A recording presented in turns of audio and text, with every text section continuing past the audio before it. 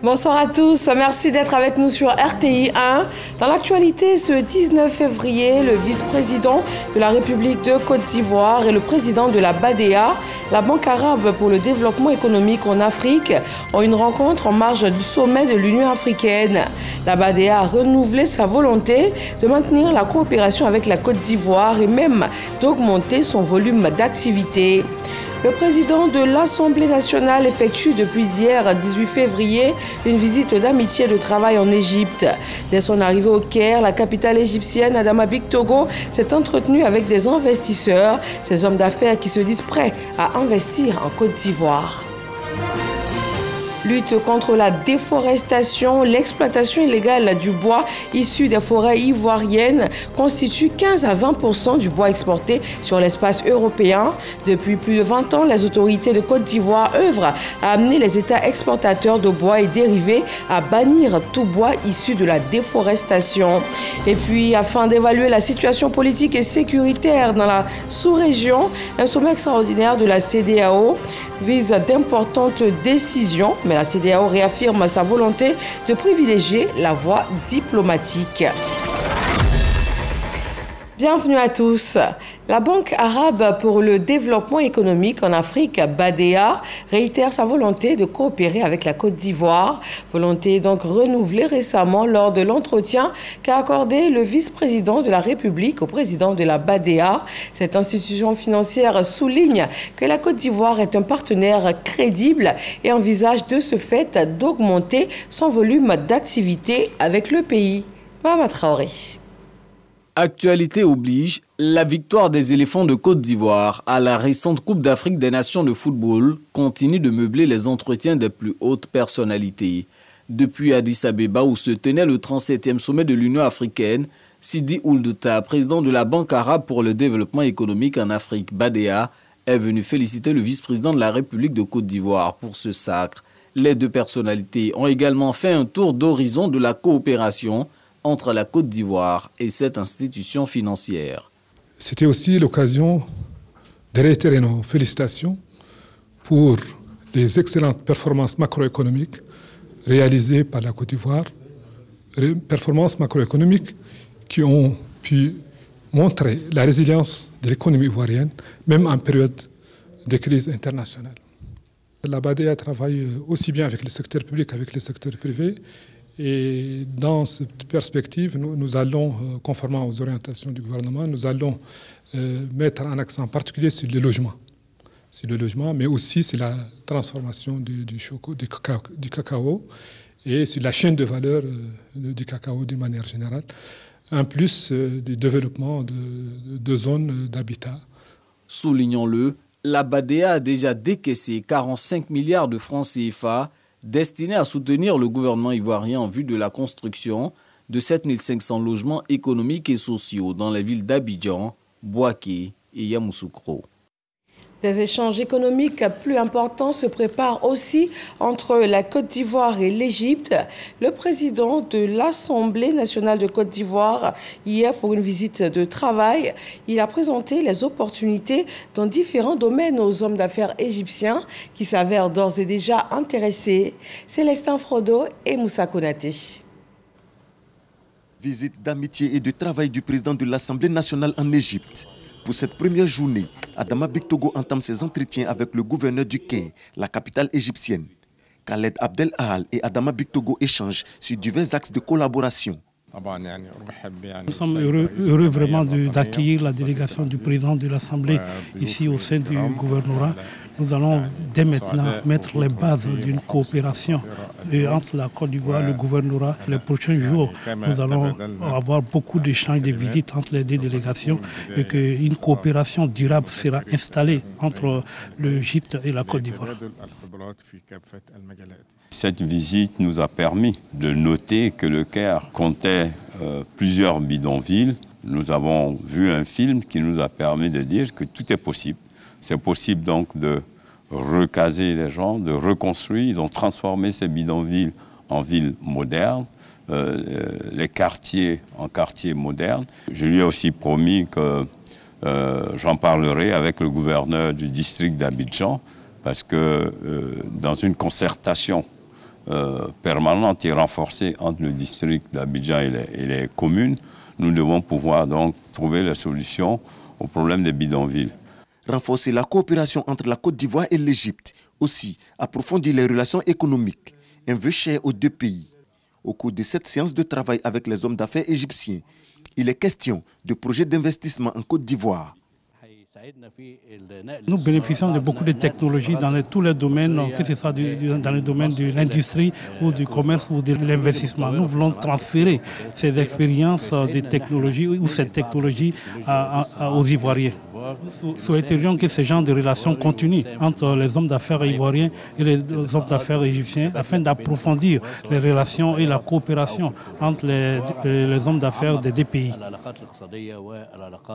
Avec le vice-président de Egypte Air, la compagnie aérienne égyptienne, il s'est agi de la reprise des vols Égypte-Côte d'Ivoire.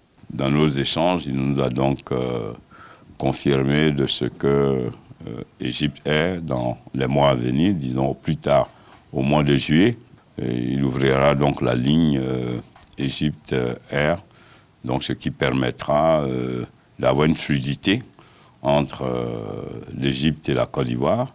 Et comme vous le savez, le transport est un vecteur de rapprochement, de renforcement des relations. Adama Bictogo s'est aussi entretenu avec le patron du constructeur automobile MCV.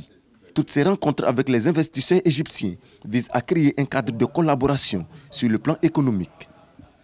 La Côte d'Ivoire intensifie la lutte contre la déforestation. Depuis plus de 20 ans, les autorités ivoiriennes œuvrent à amener les États exportateurs de bois et dérivés à bannir tout bois issu de la déforestation. L'Union européenne, le secteur privé et aussi les organisations non gouvernementales sont impliquées afin d'œuvrer à la traçabilité du bois ivoirien. Franck Kouadio. Bruxelles, Belgique, dans la capitale de l'Europe, le ministre des Eaux et Forêts Laurent Gbagba et Willem van der Voorde, représentant le Conseil de l'Union européenne, signent l'accord de partenariat volontaire APV-FLECT, ce mécanisme garantissant la provenance légale du bois d'exportation et produits dérivés. Un accord obtenu après des négociations débutées en 2013. En réalité, nos démarches communes s'inscrivent dans le cadre d'initiatives européennes et internationales visant à lutter contre l'exploitation illégale des forêts qui sont indispensables au bien-être des populations des villes comme des zones rurales, à la protection de la biodiversité et à la lutte contre le changement climatique. L'Union européenne est fermement décidée à approfondir nos relations et notre coopération dans divers domaines, notamment la transition verte et la protection des forêts. La signature de cet accord de partenariat volontaire montre véritablement que l'Union européenne est aux côtés de la Côte d'Ivoire dans ses efforts pour mettre fin à la déforestation, augmenter la couverture forestière et améliorer la gouvernance de son secteur forestier. La Côte d'Ivoire, par ce partenariat, se positionne pour une gouvernance forestière hardie. Le pays est engagé dans une course contre la montre, par exemple la déforestation, qui est en recul de 26 000 hectares en 2021, d'où l'adhésion au FLECT. La signature de l'accord du partenariat volontaire FLECT ce jour nous permettra de passer à l'étape de ratification pour engager pleinement la mise en œuvre des actions identifiées en garantissant toujours l'implication de l'ensemble des parties prenantes. Ensemble, nous devons conjuguer nos efforts en vue d'atteindre dans des délais raisonnables les objectifs sociaux, environnementaux et économiques de l'accord de partenariat volontaire. Le défi cependant demeure la pré-convention. Nous réaffirmons notre engagement à accélérer les réformes prévues, notamment le renforcement du cadre de gouvernance et la mise en œuvre de nouvelles dispositions techniques et juridiques de gestion des forêts. Un accent sera particulièrement mis sur le développement d'un système fiable de vérification de la légalité et de délivrance d'autorisation FLECT pour l'exportation du bois de la Côte d'Ivoire vers l'Union européenne. La finalité est de sceller la mobilisation des financements et optimiser la coordination des interventions. Notons par ailleurs que dès le 1er janvier 2025 s'appliqueront les réglementations européennes sur les produits issus de la déforestation. Et la lutte contre la déforestation va de pair avec la lutte contre le changement climatique.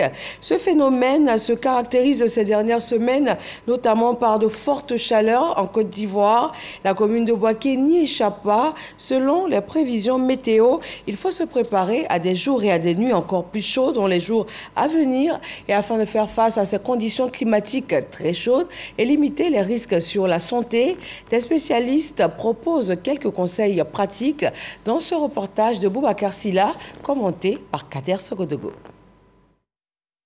Cette annonce météo prévoit des températures élevées durant ce mois de février partout en Côte d'Ivoire.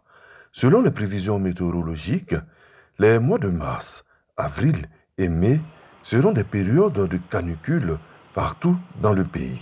Les températures d'ailleurs atteignent parfois 40 degrés dans certaines localités.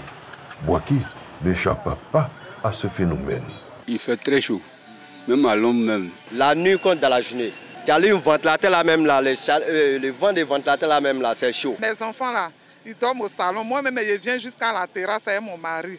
On reste là jusqu'au petit matin, puis on rentre parce qu'on ne peut pas dormir dans la maison. Le directeur de la météorologie, Daouda Konaté, donne l'origine de cette vague de chaleur. Le phénomène El Niño, une variation climatique qui se produit surtout au niveau de la mer, où la surface des océans se réchauffe et la température atmosphérique augmente. Également, on constate des déficits pluviométriques sur la majeure partie du pays, ce qui avait été effectivement annoncé. Et il faut savoir que le mois de janvier, février, on constate effectivement des vagues de chaleur, mais de manière climatologique, le mois de mars est le mois le plus chaud. À l'Institut national d'hygiène publique, le professeur Kwasi Damus Paquin, expert de la santé publique, donne également quelques conseils pour éviter les coups de soleil et les problèmes de santé. Il faut se mettre à l'ombre, il faut boire beaucoup d'eau, il faut porter des vêtements légers et amples, il faut dormir sous des draps qui sont fins, il faut s'aérer, il faut prendre des douches ou des bains frais avant de regagner son lit. Et puis, il faut éviter surtout les boissons sucrées, les boissons alcoolisées, la caféine. Tout cela pourrait augmenter la production de chaleur. Il est important de signaler qu'il faut éviter de l'eau trop glacée. Il faut dire que la température corporelle est à 37 degrés. Et donc, il est bon de boire de l'eau simplement fraîche, pas de l'eau glacée. Occasion pour les personnes du troisième âge de sensibiliser sur l'importance de planter des arbres aux abords des routes. Tu prends une route pour aller en ville, c'est la chaleur, c'est le soleil, on ne peut pas vivre. Or, avant même ces arbres-là, tu arrives, tu es fatigué, tu t'assois là un peu, tu te reposes et puis tu continues. Je demande aux autorités de faire tout pour planter encore les arbres. Cette période de chaleur est aussi une opportunité de faire de bonnes affaires pour les vendeurs et certains réparateurs de ventilateurs. Par jour, on peut réparer au moins 5, 6, 7. S'il y a à faire des rebobinages, le moteur complet, on fait ça à 4 000. Pour cette période de forte chaleur, les médecins conseillent également de consommer beaucoup de fruits et légumes frais, boire 1,5 ou 2 litres d'eau par jour et surveiller sa tension artérielle.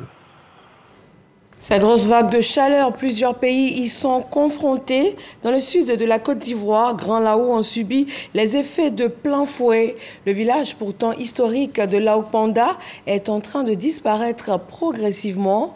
Les autorités de la commune ont donc décidé de s'engager dans la transition énergétique. Lanciné Bakayoko. Le projet de construction à Grand Lao d'une unité dotée de bornes de rechargement électrique entre dans sa phase de réalisation avec cette signature de convention initiée par les autorités municipales. Ce projet novateur matérialise la transition énergétique et devrait contribuer à la lutte contre le changement climatique et les gaz à effet de serre à travers le choix de nouvelles sources d'énergie. Par ce projet, nous allons réaliser les consommations traditionnelles d'énergie, super, gasoil et même le gaz domestique. Mais en plus de ça, on aura plusieurs bornes électriques pour des chargements de véhicules électriques ou de véhicules hybrides. nous voulons être une ville écologique, sinon la ville la plus écologique de Côte d'Ivoire. Au-delà de la préservation du climat, c'est un projet qui donnera plus de visibilité à Grand Laou, la cité des trois eaux. En plus des services classiques, l'unité offrira plusieurs espaces, dont un de loisirs et un autre destiné à la promotion de la destination Grand Laou. On aura un espace de 10 mètres carrés, un espace publicitaire pour informer les passants ou les utilisateurs de cet espace-là du potentiel tant touristique, culturel, social, économique de Grand Laou. Donc pour nous, c'est aussi une vitrine. La commune touristique de Grand Laou, qui se situe entre les deux pôles portuaires, en l'occurrence San Pedro et Abidjan, espère profiter de sa position géographique stratégique en attirant des investissements massifs nécessaires à son essor. La préservation de l'environnement, la salubrité et le civisme, autant de notions qui ont aussi été développées pendant la CAN. Et aujourd'hui, l'heure est au bilan.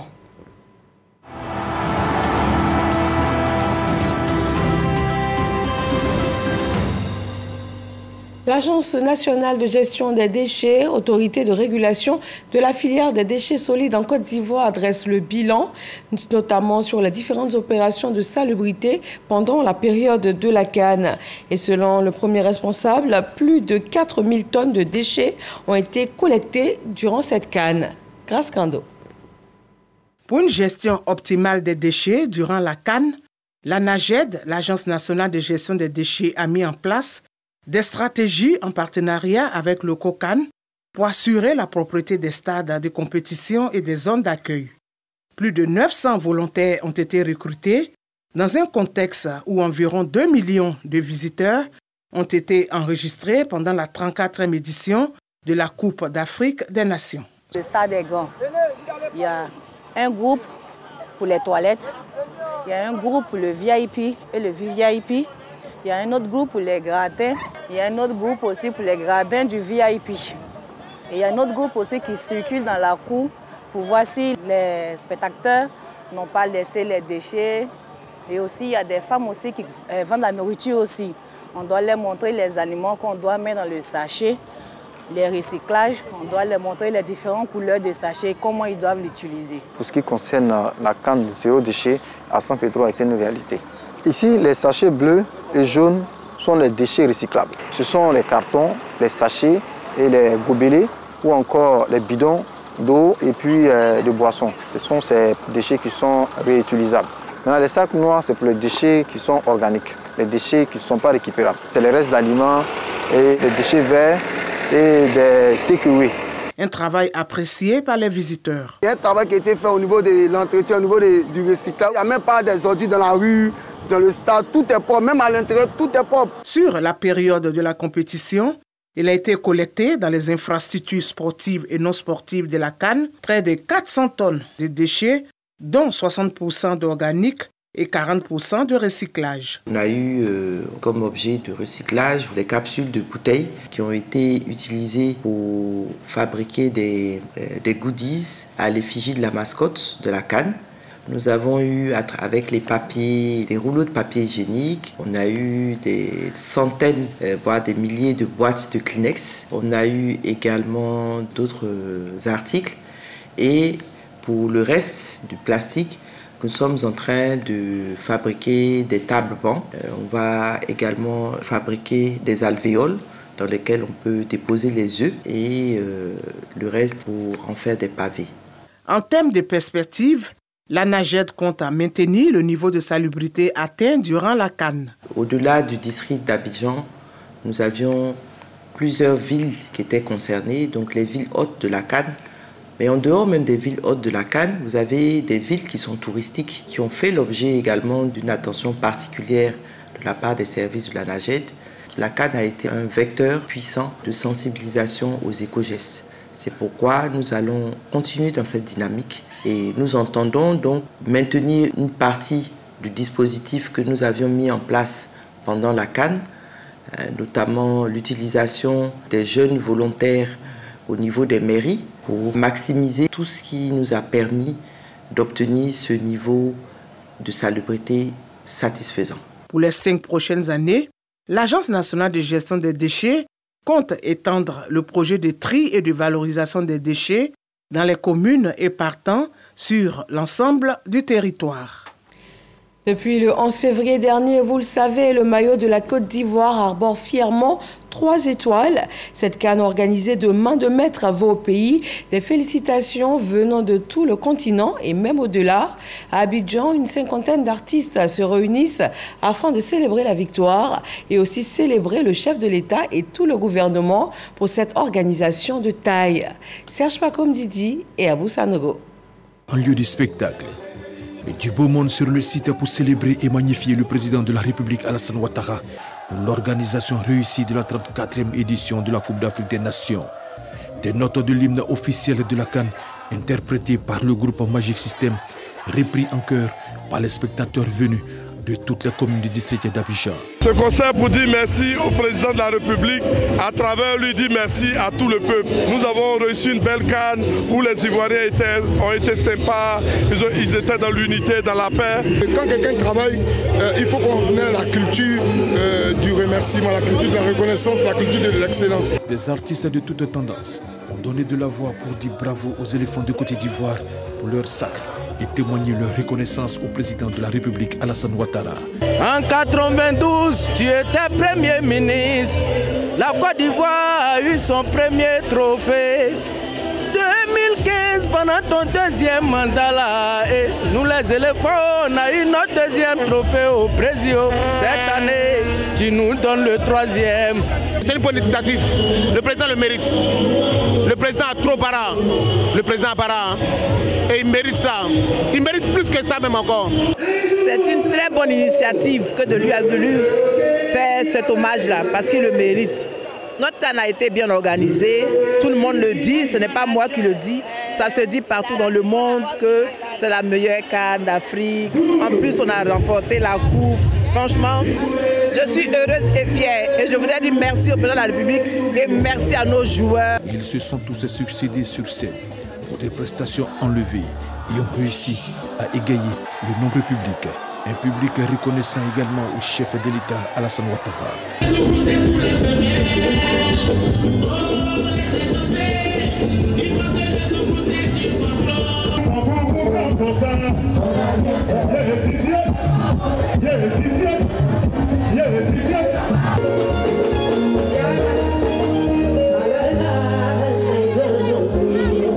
Le ministre de la Promotion de la Jeunesse, de l'Insertion professionnelle et du service civique Mamadou Touré et la ministre de la Culture et de la Francophonie Françoise Rimac ont salué l'initiative des organisateurs.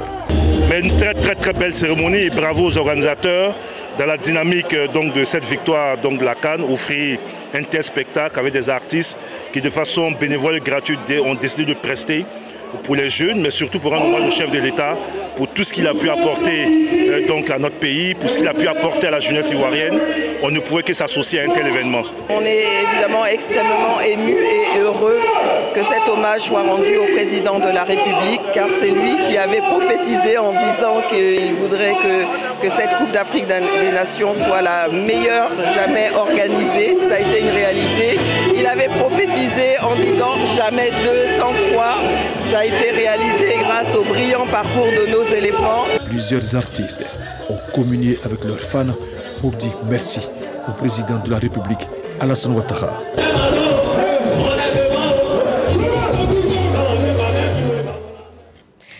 Ils sont nombreux, ces artistes et aussi ivoiriens lambda qui ont célébré en même temps que la victoire des éléphants, l'amitié ivoiro-marocaine. Serge Pacom Didi et Jean-Marc Djadji nous proposent de revenir sur ces moments forts qui illustrent la fraternité historique et le renforcement de liens entre les peuples marocains et ivoiriens.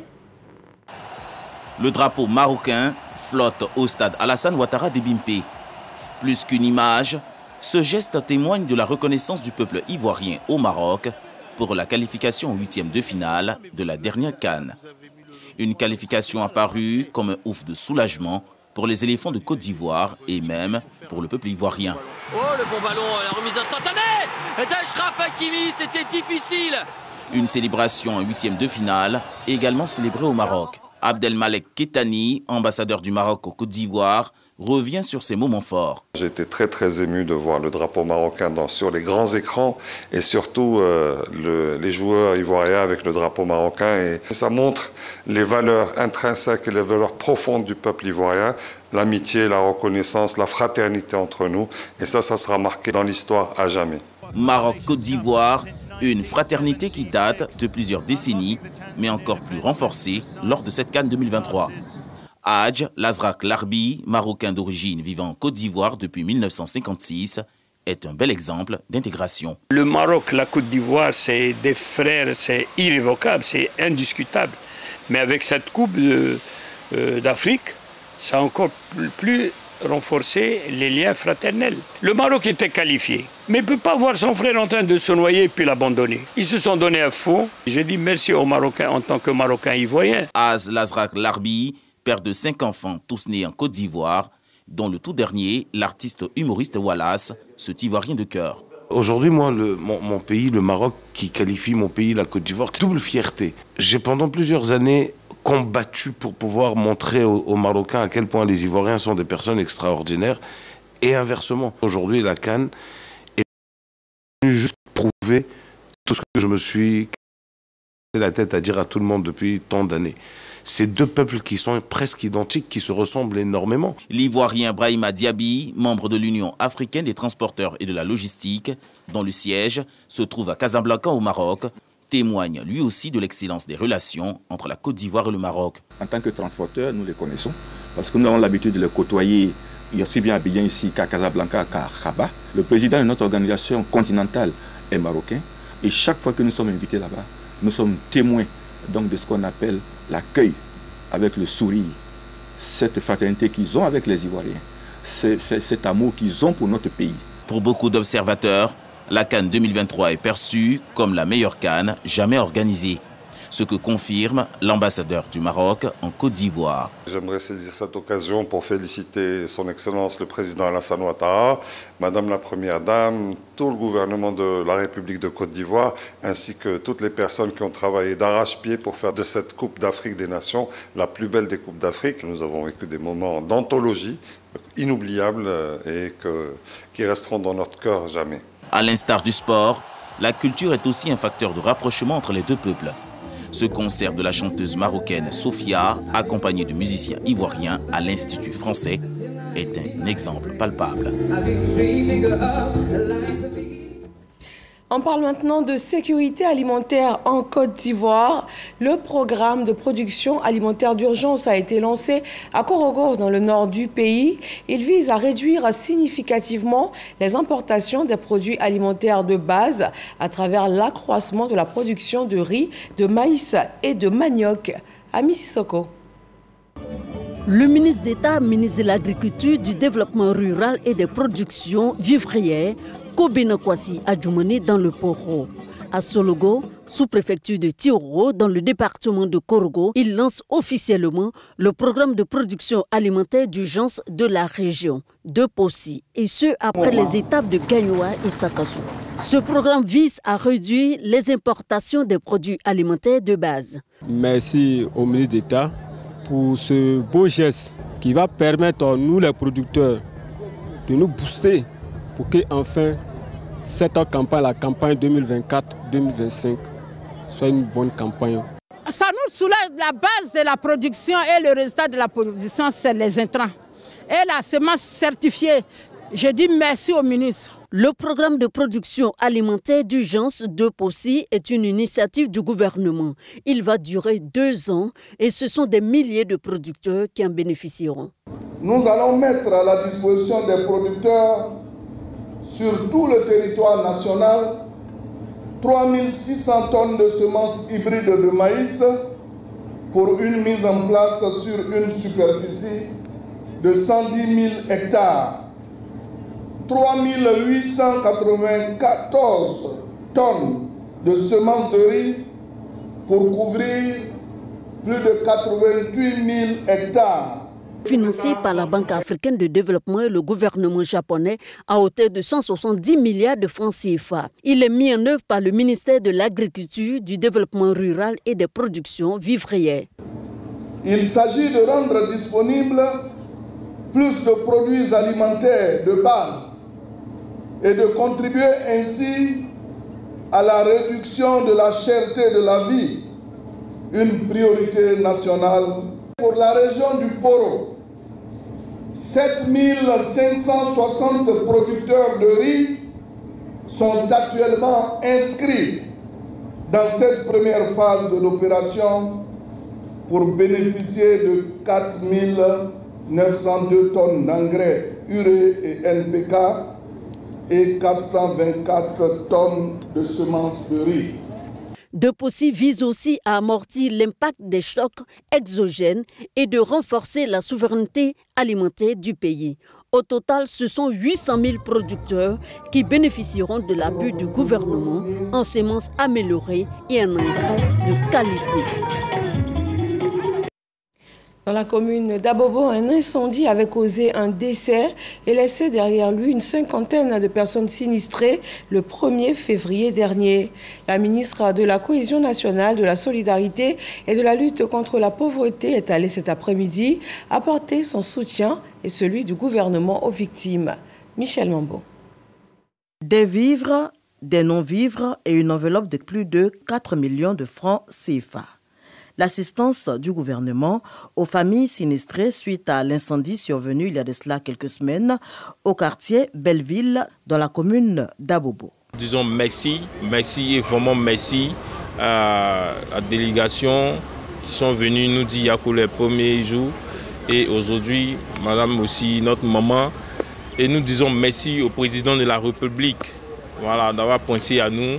Accompagnée du maire de la commune d'Abobo, Kandia Kamara, la ministre de la Cohésion nationale, de la solidarité et de la lutte contre la pauvreté, Miss Belmondo Dogo, exprime ainsi la compassion et le réconfort du gouvernement à ces familles dépossédées de tout bien par les flammes ravageuses et aux parents de l'enfant de 2 ans décédé lors du drame.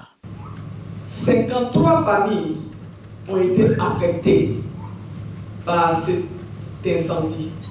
Vous êtes venus apporter votre soutien à ces 53 familles. Mais Madame la ministre, ce que vous faites aujourd'hui soulage ces familles-là. Vous rendez ce slogan concret, la Côte d'Ivoire solidaire. De janvier à ce jour, nous avons eu des incendies à Lingerville, à Yopougon, à Cocody, à Bobo. Et ça part toujours du gaz. Donc nous reviendrons pour la campagne de sensibilisation auprès de nos parents sur comment utiliser le gaz pour que nous n'ayons plus à vivre ce type de sinistre. Nous avons posé nos valises pour une journée ou deux que le ministère va déployer toutes ces activités. Nous avons parlé aussi de la cohésion. Survenu dans la nuit du 31 janvier au 1er février dernier, le sinistre avait causé un décès et ravagé plusieurs habitations, laissant une cinquantaine de familles sans abri. En politique, le président des jeunes du RHDP, élu le 9 décembre 2023, vient de présenter son nouveau bureau. 45 membres, tous engagés à l'accompagner dans sa mission. Sidonie Davila.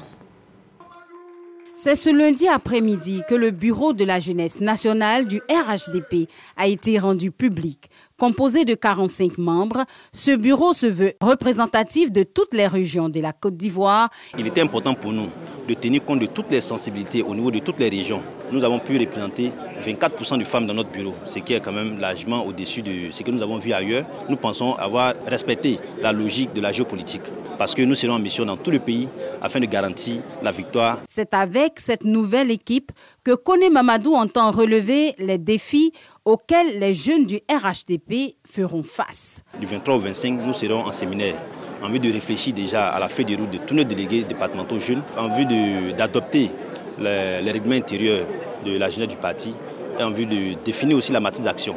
Alors nous allons sillonner le pays en vue de mobiliser les jeunes, de les mettre en ordre de bataille pour les élections à venir. Le secrétariat exécutif du RHDP exprime un soutien ferme et encourage les jeunes à œuvrer activement pour le rayonnement du parti.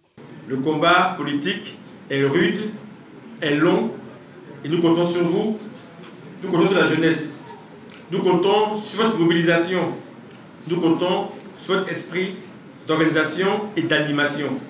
On a besoin de vous pour défendre le parti, pour défendre le président de la République, pour défendre le RHDP, pour défendre le gouvernement. On a besoin vraiment de votre activisme, de votre présence sur le terrain. Le président de la jeunesse du RHDP, Koné Mamadou, élu le 9 décembre dernier, et son équipe entament leur mandat, tout en étant conscients du poids et du rôle des jeunes, mais et surtout de la confiance que le parti accorde à sa jeunesse pour l'atteinte de ses objectifs. Et la CEDEAO qui prépare un sommet extraordinaire, il vise à examiner la situation de la sous-région. Les chefs d'État de la communauté vont se retrouver samedi prochain à Abuja, au Nigeria. Au menu donc la situation politique et sécuritaire de la sous-région, après notamment l'annonce du retrait du Mali, du Burkina Faso et du Niger. La situation politique au Sénégal sera également examinée. Merci de votre attention. Agréable fin de soirée à tous sur RTI 1. C'est quoi? Et vous savez?